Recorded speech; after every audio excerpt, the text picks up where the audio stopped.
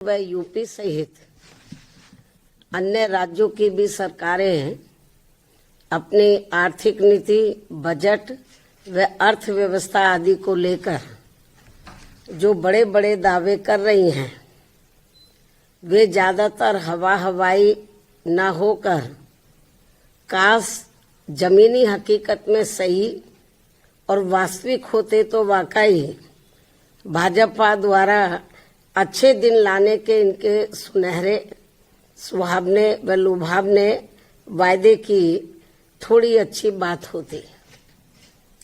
किंतु दुखद है कि सरकार की अधिकतर नीतियों एवं कार्यक्रमों से जग जाहिर तौर पर कुछ मुट्ठी भर बड़े बड़े पूंजीपति व धन्ना सेठ और अधिक धनवान बन रहे हैं व इन जैसे लोगों की संख्या दिन दोगुनी व रात चौगुनी बढ़ रही है, जो कि ये सरकार की पूंजीवाद समर्थक नीति का जीता जागता प्रमाण है।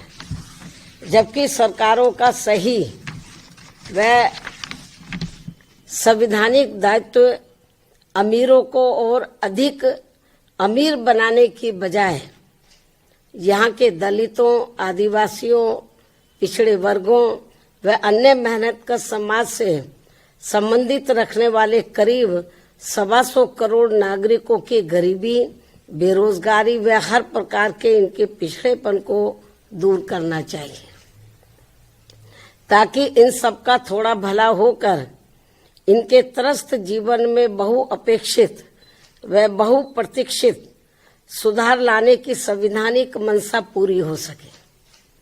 लेकिन ऐसा नहीं करना स्पष्टतः सरकार की गरीब विरोधी नीति व कार्यकलाप ही कहलाएगा। और यूपी व देश के ऐसे बिगड़े हालात को लेकर हमारी चिंता स्वाभाविक तौर पर इसलिए है क्योंकि अम्बेडकरवादी सोच व चिंतन वाली पार्टी बीएसपी इन्हीं वर्गों के शोषित, पीड़ित करोड़ों लोगों को अपने पैरों पर खड़ा करने के लिए अस्तित्व में आई है और परम पूज्य बाबा साहब डॉक्टर भीमराव अंबेडकर के जीवन आदर्श की तरह ही लगातार संघर्षरत भी है। तथा साथ ही उत्तर प्रदेश में 4 बार मेरे नेतृत्व में रही सरकार में सामाजिक परिवर्तन व आर्थिक मुक्ति का ऐतिहासिक सुधार जमीन पर उतार करके भी दिखाया है, जो इसका ये खास उदाहरण भी है। इसके अलावा वैसे तो यूपी को वर्तमान में जो चल रही है यूपी सरकार, यूपी को देश का ग्रोथ इंजन होने का दावा करते हुए नहीं थकती है, किंतु आबादी के हिसाब से देश के सबसे बड़े राज्य होने के बावजूद यहाँ के लोगों के जीवन की जो शिक्षा, स्वास्थ्य, सड़क, बिजली, पानी आदि बुनियादी जरूरतों को लेकर जो दुर्दशा है वह किसी से भी छिपी हुई नहीं है।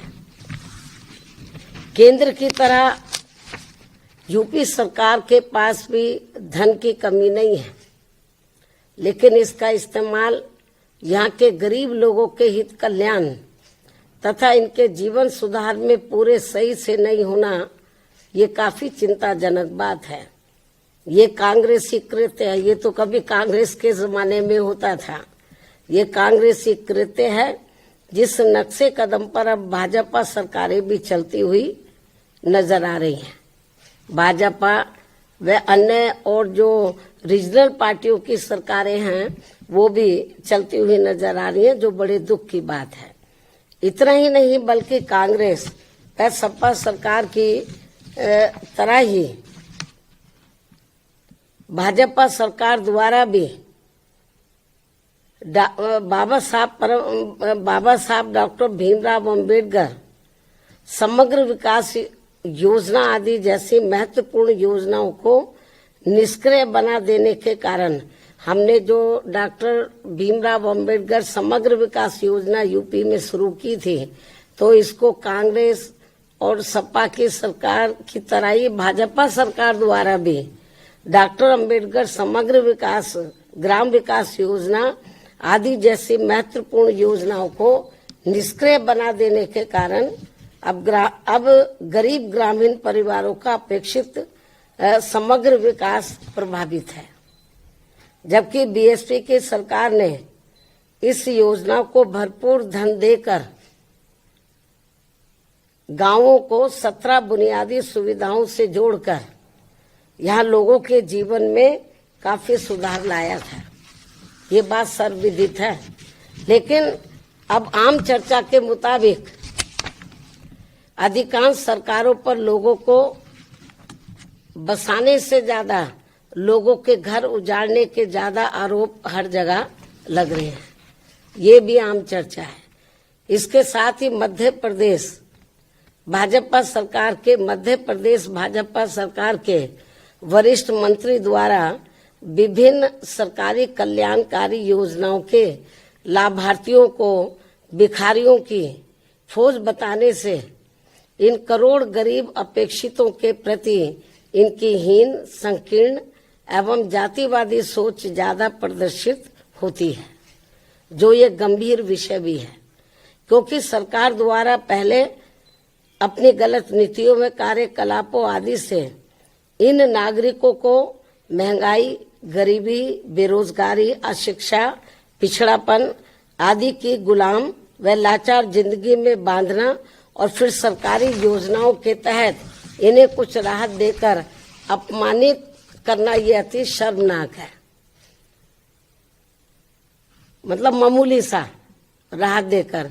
उससे भी दुखद बात यह है कि दलित, शोषित, पीड़ित गरीबों को थोड़ा सा अनाज देकर इनका वोट लेकर सरकार बनाना और सरकार बन जाने पर इनको भिखारियों की फौज बताकर इनके आत्मसम्मान व स्वाभिमान को जबरदस्त ठेस पहुंचाने वाली खुली गरीब विरोधी जातिवादी राजनीति करना ये ठीक नहीं है। और इसकी जितनी भी निंदा की जाए वह कम है। ये विषय हालांकि मीडिया में तो काफी चर्चा में रहा है, लेकिन इसके बावजूद केंद्रीय नेतृत्व ने इसका संज्ञान लेना उचित नहीं समझा, जो ये भी चिंता की बात है।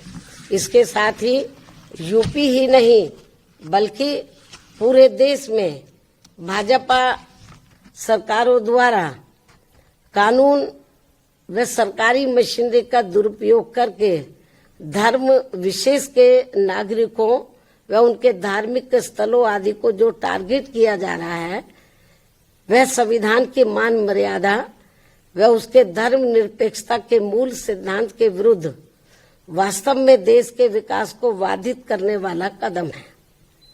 और अब मेरा यही कहना है, केंद्र व यूपी सहित सभी राज्य सरकारों को अपनी संकीर्ण, द्वेषपूर्ण, जातिवादी व सांप्रदायिकता आदि के कृत्यों से जरूर बचना चाहिए, क्योंकि इससे देश के करोड़ों गरीबों, मजदूरों, शोषितों, पीड़ितों, दलितों, आदिवासियों, पिछड़ों व अन्य मेहनतकश नागरिकों का हित व कल्याण नहीं हो पा रहा है, और जिससे वास्तव में देश हित भी प्रभावित हो रहा है।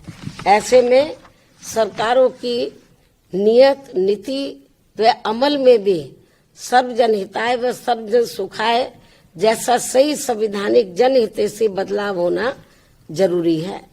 संक्षेप में अब हमारी पार्टी का यही कहना है कि हर वर्ष केंद्र व राज्यों के बजट में देश, प्रदेश व जनहित की जो काफी बड़ी बड़ी बातें कही जाती हैं, और आपको मालूम है इस समय बजट का दौर चल रहा है पूरे देश में।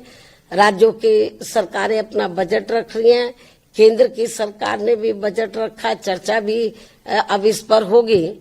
लेकिन इन्होंने हर साल केंद्र और राज्यों की सरकारें अपने बजट में देश, प्रदेश व जनहित की, केंद्र की सरकार देश की जनहित की और राज्यों की सरकारें प्रदेश व जनहित की तो काफी बड़ी बड़ी बातें करती हैं, लेकिन उन पर 50% भी सही से अमल नहीं किया जाता है। क्योंकि मैं देख रही हूँ आए दिन किसी न किसी राज्य का बजट आ रहा है, लंबी चौड़ी बातें करते हैं। यूपी में भी कही गई, केंद्र की सरकार ने भी कही, लेकिन जितनी वो बड़ी बड़ी बातें करते हैं बजट को लेकर विभिन्न क्षेत्र में, उन पर 50% भी सही से अमल नहीं हो पा रहा है। और वास्तव में प्रैक्टिकल में तो देखने के लिए ये मिल रहा है कि जो दबे कुचले लोग हैं, दलित हैं, पिछड़े हैं, आदिवासी हैं, माइनॉरिटीज के लोग हैं, तो इनके साथ तो काफी अन्याय हो रहा है।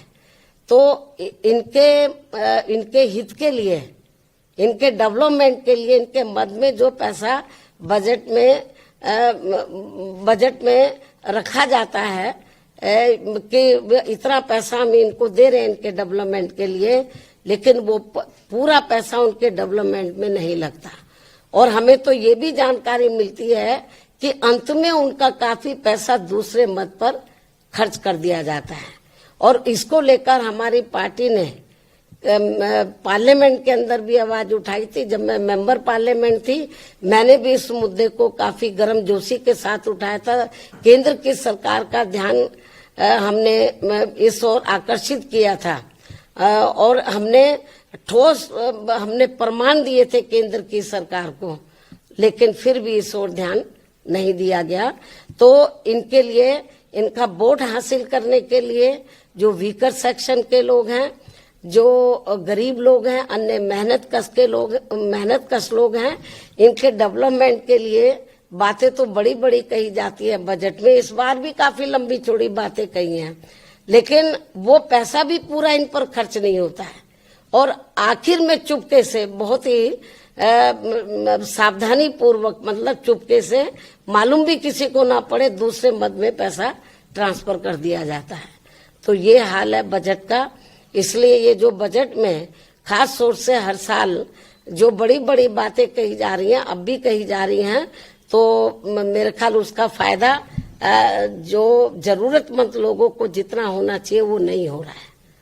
तो इसलिए मेरा केंद्र और राज्य सरकारों को यही कहना है कि जो आप बजट पे कहते हैं, उसके ऊपर जो भी आप वायदा करते हैं, जो भी पैसा सैंक्शन करते हैं, उसके ऊपर आप लोगों को अमल भी करना चाहिए।